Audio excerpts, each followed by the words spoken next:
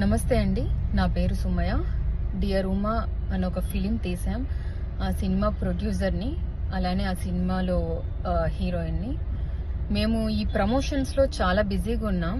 నా దాకా ఇంతవరకు రాలేదు. సడన్గా నేను ఫోన్ ఆన్ చేసేసరికి మా ఫ్రెండ్స్, మా ఫ్యామిలీ ఏదో వీడియో ట్రెండింగ్ అవుతుంది అనేసి ఎవ్రీవన్ ఈస్ కాలింగ్. అంటే ఎంత టెన్షన్ క్రియేట్ చేసిందంటే నేను అనుకున్నా ఏమైందబ్బా అని.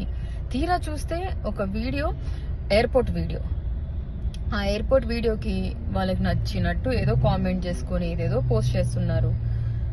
ఒక అమ్మాయిని పెట్టుకొని దయచేసి ఇలా అంటే నిజాలు తెలియకుండా చెయ్యకండి.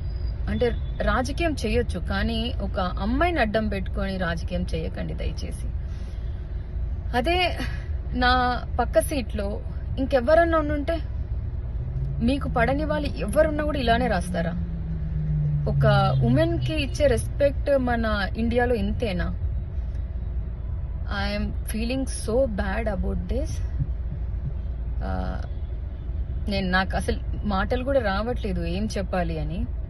ఎందుకంటే దాంట్లో నిజం లేదు. మా ఫ్యామిలీ ఫొటోస్, మా ఫ్యామిలీ గ్యాదరింగ్స్.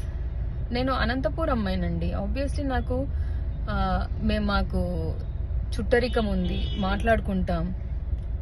ఇంటికి వెళ్ళడం, వాళ్ళు రావడం, మేము వెళ్ళడం జరుగుతూనే ఉంటుంది.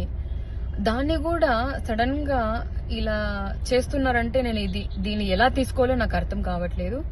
ప్లీజ్ నెగిటివ్ స్ప్రెడ్ చేయొద్దు. Support women. నిజం ఉంటే మాట్లాడండి దయచేసి. ఒక అమ్మాయిని ఇంత ఫోకస్ గా చేసి రాజకీయం చేస్తున్నారంటే